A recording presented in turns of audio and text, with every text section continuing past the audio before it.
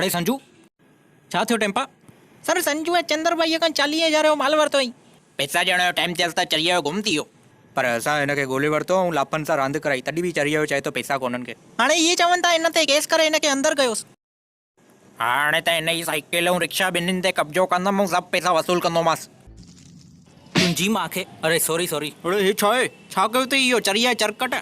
अड़े तव्हांजो त सड़ी वियो, एॾो महांगो सूट हुयो ओरिजिनल, तो साड़े सॼी सड़ी वियो। छा कयां मन? अॼु मुंहिंजो साड़ियो अथई, सुभाणे ॿिए जो साड़ींदे, पर ईअं टे जो साड़ींदे बड़वा। भोगणो त मूंखे आहे न। माण्हू मूंखे चवनि था तूं ऋतिक रोशन वांगुरु थो लॻी। माण्हू सफ़ा अंधा थी विया हिन लाइ छा?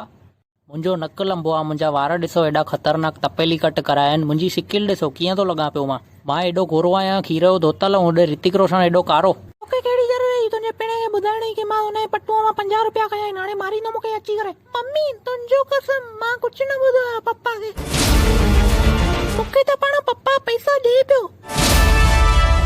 त मां चयोमांसि मम्मीअ खे ॾियोसि न त चोरी करण जी ज़रूरत न पए। अलाए एॾो रिस्क खणी करे किराणे जी दुकान ते वियमि, किराणे जो सामान वरितो, इन जी मां खे अलाए कंहिंजी नज़र लॻी हुई, सॼी थैली फाटी पई ऐं सामान हेठि किरी पियो।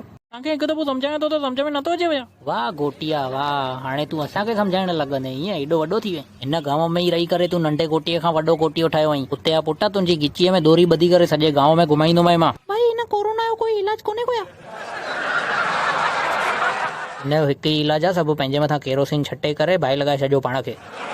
अलाए तव्हां देसी पीती हुयव, तव्हांखे कीअं थो महसूस थिए? यार चक्कर था अचनि ॾाढा। अच्छा चक्कर था अचनि, ॿियो कुझु हीअं लॻेव थो जीअं पिक्चर में ॾेखारींदा आहिनि किरंदा आहिनि माण्हू? मथे में झिरकियूं थो घुमनि। हा त अॼु खां पोइ देसी पीअंदव तव्हां कॾहिं की न? तगड़ी मायो कसम, अॼु खां पोइ न पीअंदमि। मां त यूट्यूब ते वीडियो ठाहे ठाहे थकिजी पियो आहियां, कुझु मिले कोन थो फालतू। छो यार तव्हां एॾा मस्त वीडियो ठाहींदा आहियो, पोइ ईअं छो था ॻाल्हायो पिया? हीअं हिम्मत न हार भैया, वीडियो ठाहींदा रहो। इन ई माए टांगे में वञी पए, कोई लाइक शेयर सब्सक्राइब त करे कान थो, फालतूअ में महिनत कयां।